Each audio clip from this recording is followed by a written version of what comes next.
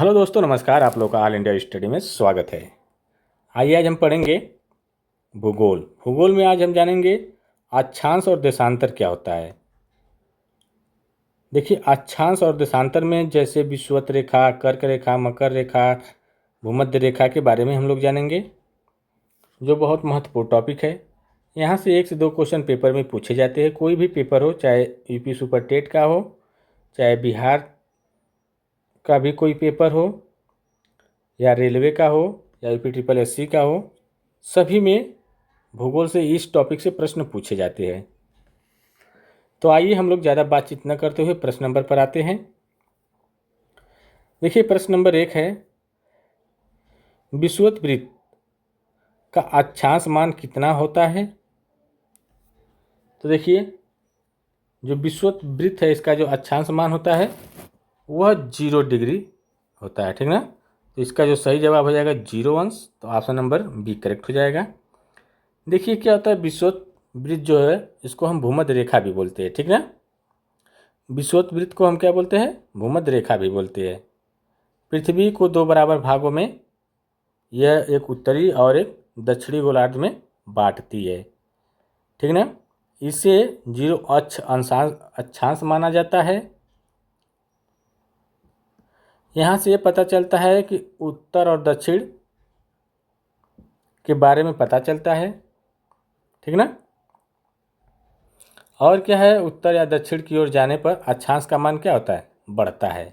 ये भी ध्यान रहे, पेपर में पूछ देता है कि उत्तर से दक्षिण की ओर जाने पर अक्षांश का मान घटता है या बढ़ता है, या उत्तर या दक्षिण से जाने पर अक्षांश का मान बढ़ता है घटता है। चाहे उत्तर से जाएंगे भूमध्य रेखा पर तो भी अक्षांश का मान बढ़ेगा, ठीक ना, और दक्षिण से जाएंगे तो भी। कहने का मतलब यही है। तो ये क्या है, 0 अंश। जो भूमध्य रेखा है पृथ्वी को 2 बराबर भागों में बांटता है, एक उत्तरी गोलार्ध और एक दक्षिणी गोलार्ध में, ठीक ना। आइए प्रश्न नंबर हम लोग 2 देखेंगे। प्रश्न नंबर 2 है, कर्क रेखा किस अक्षांश पर स्थित है। 23.5 अंश दक्षिण अक्षांश, 66.5 अंश उत्तरी अक्षांश, 23.5 अंश दक्षिण उत्तरी अक्षांश और 0 अक्षांश पर। तो देखिए, जो कर्क रेखा है यह 23.5 अंश उत्तरी अक्षांश में स्थित है, ठीक ना। तो इसका जो सही जवाब क्या हो जाएगा, ऑप्शन नंबर सी हो जाएगा। देखिए, जो कर्क रेखा है ना, यह भारत के मध्य से होकर गुजरती है, ठीक ना। और भारत के कितने राज्यों से होकर गुजरती है, तो 8 राज्यों से होकर के गुजरती है, ठीक ना। आइए हम लोग देखेंगे प्रश्न नंबर 3। प्रश्न नंबर 3 है, कुल अक्षांश रेखाओं की संख्या कितनी है। 180 है, 181, 360 और 179। तो देखिए, जो कुल अक्षांश है उसकी जो संख्या है 179 है, ठीक ना। तो इसका सही जवाब ऑप्शन नंबर डी हो जाएगा। तो देखिए, इसमें क्या है ना, जो भूमध्य रेखा है प्लस उत्तर में जो कुल अक्षांश है 90 है, और दक्षिण में कुछ कुल अक्षांश 90 है। तो भूमध्य रेखा 1 प्लस 90 उत्तर में, 90 दक्षिण में, तो कुल हो गया 181 अक्षांश बिंदु है, ठीक ना। कितने हैं, 181 अक्षांश बिंदु कितना है, 181, ठीक ना। लेकिन जो दक्षिणी ध्रुव है और उत्तरी ध्रुव वो एक केवल बिंदु ही रह गया है, ठीक ना। तो जब बिंदु है तो इसमें से हम 2 माइनस कर देंगे, तो अब बचेगा 179, ठीक ना। ये ध्यान रहे। आइए प्रश्न नंबर हम लोग 4 देखेंगे। 2 अक्षांश रेखाओं के बीच की औसत दूरी कितनी होती है। कह रहे 2 अक्षांश रेखाओं के बीच की औसत दूरी। देखिए, 2 अक्षांश रेखाओं के बीच की दूरी जो होती है, मान लीजिए पृथ्वी है, एक अक्षांश 2 अक्षांश, तो इन दोनों अक्षांशों के बीच की जो दूरी होती है, ये जो दूरी पूछ रहा है, मान लीजिए 2 लाइन खींचा हुआ है ना, तो इनकी दूरी, तो देखिए इनकी जो दूरी होती है 111 किलोमीटर होती है, ठीक ना। तो इसका जो सही जवाब हो जाएगा ऑप्शन नंबर बी। आइए प्रश्न नंबर हम लोग 5 देखेंगे। मुख्य यामोत्तर रेखा का मान कितना होता है? यामोत्तर जो है प्राइम मेरिडियन है, इसका जो मान है कितना है? तो देखिए इसका जो मान है 0 अंश, ठीक ना। तो 0 सेंटीग्रेड है। यह जो है ग्रीनविच लंदन से गुजरने वाली देशांतर रेखा को 0 अंश देशांतर यानी प्रधान यामोत्तर या उसको हम बोल सकते हैं प्राइम मेरिडियन माना गया है, ठीक ना। यही से विश्व का जो समय निर्धारित यहीं से होता है, ठीक ना, लंदन से। आइए हम लोग प्रश्न नंबर 6 देखेंगे। कुल देशांतर रेखाओं की संख्या कितनी होती है? देशांतर रेखा की संख्या, ठीक ना। तो देखिए कुल देशांतर रेखाओं की जो संख्या होती है वह 360 होती है। कितनी होती है? 360। तो ऑप्शन नंबर बी करेक्ट हो जाएगा। 180 उत्तरी ध्रुव में और 180 दक्षिणी ध्रुव में, तो 360, ठीक ना। आइए हम लोग प्रश्न नंबर 7 देखते हैं। प्रश्न नंबर 7 देखने से पहले आप लोग वीडियो को लाइक शेयर सब्सक्राइब जरूर करिए। आप लोगों का एक लाइक एक शेयर सब्सक्राइब हमें बहुत मोटिवेट करता है। दो देशांतर रेखाओं के बीच की दूरी सबसे अधिक कहाँ होती है? कह रहे दो देशांतर रेखाओं के बीच की दूरी। देखिए जो दो देशांतर रेखाओं के बीच की दूरी है यह भूमध्य रेखा पर होती है, ठीक ना। सबसे अधिक दूरी पूछ रहा है तो भूमध्य रेखा पर होती है जो 111.32 किलोमीटर है, ठीक ना। कितना है? 111.32 किलोमीटर होती है। जब ये दोनों ध्रुवों पर पहुंचती है दूरी ना तो शून्य हो जाती है। क्या हो जाती है? 0 अंश हो जाती है, ठीक ना। आइए प्रश्न नंबर हम लोग 7 हो गया ना, 8 देखेंगे। एक देशांतर को पार करने में पृथ्वी को कितना समय लगता है? देखिए एक देशांतर को पार करने में पृथ्वी को लगभग 4 मिनट लगता है। अब कैसे? पृथ्वी 24 घंटे में 360 अंश घूमती है, ठीक ना। तो निकाल लीजिए।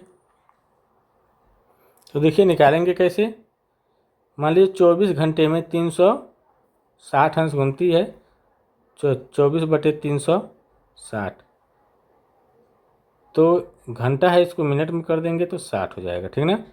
1 0 से 1 0 कट जाएगा, 6 6 के 36, 6 से काटेंगे 6 चौक को 24, कितना आ गया? 4 आ गया ना। एक देशांतर में 4 मिनट का समय लगता है। आइए प्रश्न नंबर 9 देखते हैं। अंतर्राष्ट्रीय तिथि रेखा किसे माना गया है? तो देखिए जो अंतर्राष्ट्रीय तिथि रेखा है वह 180 देशांतर को माना गया है, ठीक ना। तो इसका जो सही जवाब हो जाएगा 180 देशांतर। देखिए 180 देशांतर रेखा को ही क्या कहा जाता है? अंतर्राष्ट्रीय तिथि रेखा कहा जाता है। इसे पार करने पर एक दिन का समय जोड़ या घटा दिया जाता है। यह रेखा सीधी न होकर के समान प्रशांत महासागर में क्या हुई है? मोड़ी गई है, ताकि स्थल भागों का विभाजन न हो सके, ठीक ना। सीधी नहीं है, प्रशांत महासागर में क्या कर दी गई है? मोड़ दी गई है, ताकि जो स्थल मार्ग है उसका विभाजन न हो सके, ठीक ना। आइए प्रश्न नंबर हम लोग 10 देखेंगे। भारत का मानक समय किस देशांतर से लिया गया है? तो देखिए जो 82.5 अंश पूर्व देशांतर से, ठीक ना। तो इसका जो सही जवाब हो जाएगा 82.5 अंश पूर्व देशांतर, ठीक ना। देखिए भारत का मानक समय जो है 22.5 अंश पूर्व देशांतर से लिया गया है, जो मिर्ज़ापुर उत्तर प्रदेश से होकर के गुजरती है, ठीक ना। ये ग्रीनविच टाइम से कितना आगे है? 5.5 घंटे आगे है। आइए प्रश्न नंबर 11 देखेंगे। प्रश्न नंबर 11 है भूमध्य रेखा, कर्क रेखा और मकर रेखा तीनों किस एक महाद्वीप से होकर गुजरती है? तो देखिए भूमध्य रेखा भी, कर्क रेखा और मकर रेखा तीनों जो है यह अफ्रीका महाद्वीप से होकर के गुजरती है। तो इसका जो सही जवाब हो जाएगा अफ्रीका महाद्वीप, ठीक ना। आइए प्रश्न नंबर अगला देख लेते हैं। अक्षांश और देशांतर रेखाओं के कटान से बने जाल को क्या कहा जाता है? अक्षांश और देशांतर रेखाओं के कटान से बने जाल को क्या कहा जाता है? तो देखिए इसको गोरे कहते हैं। क्या कहते हैं? गोरे कहते हैं, जो एक दूसरे के समकोण पर काटता है। ये प्रश्न नंबर 13 देखेंगे। दो देशांतर रेखाओं के बीच के क्षेत्र को किस नाम से जाना जाता है? तो देखिए जो दो रेखाओं के बीच जो देशांतर है उसको हम गोरे के नाम से जानते हैं। किस नाम से? गोरे के नाम से जानते हैं। प्रश्न नंबर हम लोग देखेंगे 14। अच्छा, इसके पहले वाले में कुछ गलत बता दिया हूँ क्या? दो देशांतर रेखाओं के बीच के क्षेत्र को किस नाम से जाना जाता है? तो गोरे के नाम से जाना जाता है। उसमें क्या था देखते हैं। जाल था क्या? अक्षांश और देशांतर रेखाओं के कटान से बने जाल को क्या कहा जाता है? ओहो, जब कटान से बने जाल होगा तो उसको ग्रिड कहा जाएगा, ठीक ना। तो गलती के लिए क्षमा चाहते हैं। आइए अगला क्वेश्चन देखते हैं। प्रश्न नंबर 14 है, विषुवत वृत्त जिसको भूमध्य रेखा कहते हैं, ठीक है, से ध्रुवों की ओर जाने पर अक्षांश रेखाओं के आकार में क्या परिवर्तन होता है? तो देखिए जो विषुवत वृत्त से ध्रुवों की ओर जब जाया जाता है तो उसमें जो अक्षांश रेखा होती है उसके आकार में जो परिवर्तन होता है, आकार उसका क्या होता है? घटता है। तो इसका जो सही जवाब हो जाएगा आकार घटता है, ठीक ना। जैसे जैसे हम भूमध्य रेखा से उत्तर या दक्षिण ध्रुव की ओर जाते हैं तो उस समय अक्षांश का मान जो होता है वो क्या होता है? कम होता है। और अगर पहला क्वेश्चन यही था कि मान लो ये है दो ध्रुव है, ठीक ना, उत्तर और दक्षिण। जब यहाँ से हम इधर जाएंगे तो घटेगा, जब इधर यहाँ से इधर जाएंगे तो ये बढ़ेगा, ठीक ना। यही वहाँ बात हुई है, ठीक ना, पहला क्वेश्चन में। चाहे ऊपर यहाँ से इधर जाएंगे तो क्या होगा? घटेगा, जब उधर से इधर आएंगे तो बढ़ेगा, ठीक ना। आइए प्रश्न नंबर हम लोग 15 देखेंगे। ग्रीनविच 0 अंश पर दोपहर के 12 बजे है तो 60 अंश पूर्वी देशांतर पर स्थित स्थान का क्या मान होगा? ये क्या है ना? अंश है, ठीक ना। तो कितना बजा होगा लगभग? ये तो लगाने वाला सवाल है। आइए लगा कर देखते हैं। तो आइए देखते हैं। कह रहा है कि 0 अंश पर दोपहर 12 बजे है तो 60 देशांतर पूर्व देशांतर, जो मतलब यहाँ इसका जो अंतर है देशांतर का अंतर कितना है? ये 60 अंश है, ठीक ना। देशांतर का अंतर 60 अंश है। तो अगर इसको हमको मिनट में बनाना है तो देशांतर में लगा समय देखना है, समय का जो अंतर होगा 60 गुणे किससे गुणा कर देंगे? 4 से ना। एक देशांतर में 4 मिनट होता है तो 4 से गुणा कर देंगे तो 240 मिनट आ जाएगा। अब मिनट को हमें सेकेंड में घंटा में बदलना है तो क्या करेंगे? 60 से भाग दे देंगे। जब 60 से भाग देंगे तो कितना हो जाएगा? 6 चौको 24, तो ये 4 आ जाएगा, ठीक ना, 4 घंटा। जब 4 घंटा आ गया तो 12 PM बजे है तो 12 में अगर हम 4 जोड़ देंगे तो 12 4 16, मतलब 4 बजेगा, ठीक ना, 4 PM होगा। तो इसका जो सही जवाब हो जाएगा ऑप्शन नंबर बी हो जाएगा, ठीक ना। आइए प्रश्न नंबर हम लोग देखेंगे 16। प्रश्न नंबर 16 है, निम्नलिखित तिथियों में से किस पर ग्रीष्म अपराह्न होता है? तो देखिए जब एक कह रहा है कि ग्रीष्म अपराह्न होता है तो कब होता है? जब सूर्य लंबवत जो कर्क रेखा पर जब लंबवत चमकेगा तो उस समय उत्तरी गोलार्ध में सबसे बड़ा दिन होगा और ग्रीष्म ऋतु क्या होगी? ग्रीष्म ऋतु होगी, ठीक ना। तो बताइए कब होगी? तो 21 जून को, ठीक ना। तो इसका सही जवाब हो जाएगा 21 जून को क्या होगा? जब सूर्य कर्क रेखा पर लंबवत चमकता है तो उत्तरी गोलार्ध में सबसे बड़ा दिन होता है और ग्रीष्म ऋतु होती है। ठीक। और जिसको हम क्या बोलते हैं, अयनांत बोलते हैं। क्या बोलते हैं? अयनांत बोलते हैं। ठीक ना। 22 दिसंबर को सूर्य मकर रेखा पर लंबवत होता है तो उस समय उत्तरी गोलार्ध में सबसे बड़ा दिन होता है। सॉरी, उस समय वह उत्तरी गोलार्ध में सबसे छोटा दिन होता है तो उसे शीत ऋतु कहते हैं। ठीक ना। आइए प्रश्न नंबर हम लोग देखेंगे 17। भूमध्य रेखा नहीं गुजरती है। कहाँ से नहीं गुजरती है? उत्तरी अमेरिका से होकर के। तो देखिए जो भूमध्य रेखा है उत्तरी अमेरिका से होकर के नहीं गुजरती है। ठीक ना। तो ऑप्शन नंबर जो हो जाएगा वह ये वाला हो जाएगा। देखिए जो भूमध्य रेखा है 13 देशों से होकर के गुजरती है। भूमध्य रेखा कहते किसे है बताइए? देखिए जो भूमध्य रेखा कहते हैं वो जीरो अंश रेखा को, ठीक ना, अक्षांश को, जीरो अंश अक्षांश को हम कहते हैं, जो 3 महाद्वीप और 13 देशों से होकर गुजरती है। 3 महाद्वीप कौन कौन से हैं? दक्षिणी अमेरिका, अफ्रीका और एशिया से। ठीक ना। जबकि उत्तरी अमेरिका से यह नहीं गुजरती है। ठीक ना। आइए हम लोग देखेंगे प्रश्न नंबर 18। प्रदीप वृत्त है। कहाँ चले जा रहे भाई? तो देखिए जो प्रदीप्त वृत्त होता क्या है? देखिए ये क्या यह वो वृत्त होता है जो ग्लोब पर दिन और रात को विभाजित करता है। ठीक ना। ये जो वृत्त होता है अक्ष के साथ नहीं मिलता है। बहुत गर्मी है भी साहब, गर्मी है एकदम।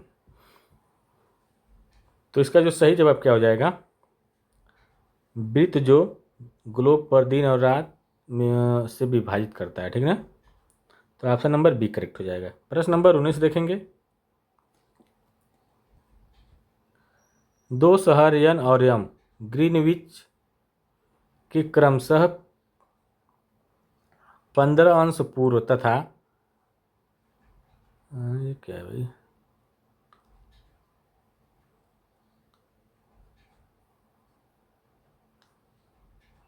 एक मिनट, ये क्या है? 15 डिग्री पूर्व तथा 15 डिग्री पश्चिम, इसी तरह दो शहरों के बीच का अंतर कितना होगा? ये क्या है? एक मिनट देखते हैं क्या है। तो देखिए क्वेश्चन कुछ गलत है। ठीक ना।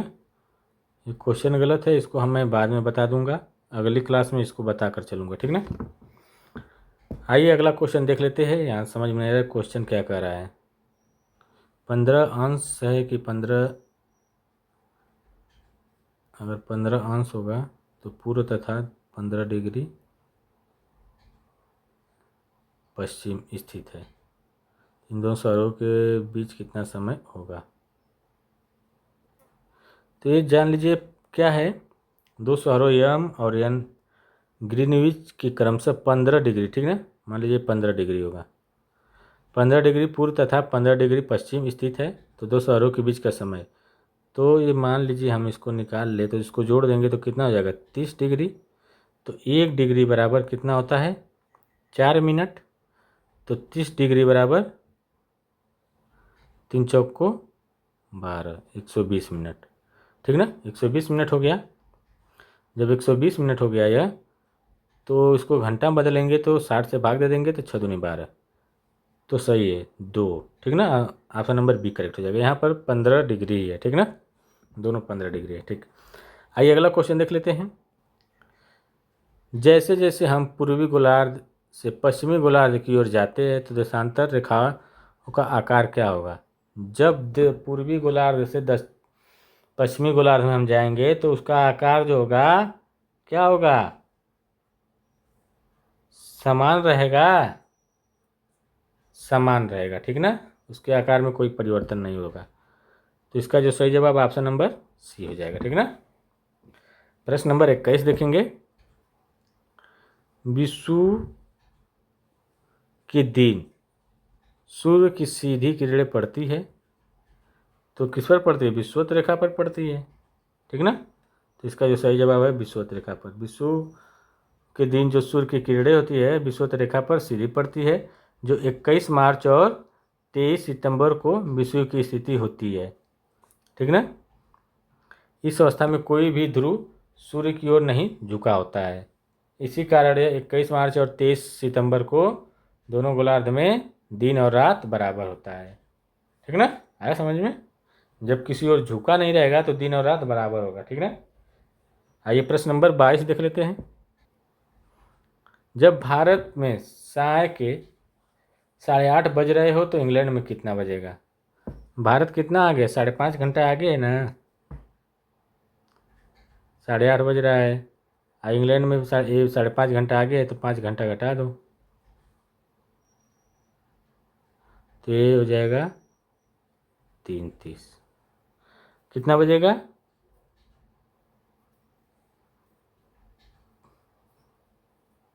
5.5 घंटा है ना जी, तो कितना बजेगा? 3 बजेगा, ठीक ना। आइए प्रश्न नंबर अगला देख लेते हैं। 180 अंश देशांतर कहलाता है। तो देखिए 180 अंश जो देशांतर है यह अंतर्राष्ट्रीय तिथि रेखा कहलाती है, ठीक ना। क्योंकि 1984 में वाशिंगटन डीसी में एक संधि हुई थी, इसके द्वारा 180 अंश देशांतर को एक काल्पनिक रेखा निर्धारित किया गया था। बाद में इसी का नाम क्या हो गया? अंतर्राष्ट्रीय तिथि रेखा कहा गया, ठीक है। तो ऑप्शन नंबर इसका बी करेक्ट हो जाएगा। देखिए टोटल हम 23 क्वेश्चन कराए हुए हैं। अगर वीडियो अच्छी लग रही हो तो चैनल को आप लोग लाइक शेयर सब्सक्राइब जरूर करिए। अब मिलते हैं अगले वीडियो में, तब तक के लिए नमस्कार।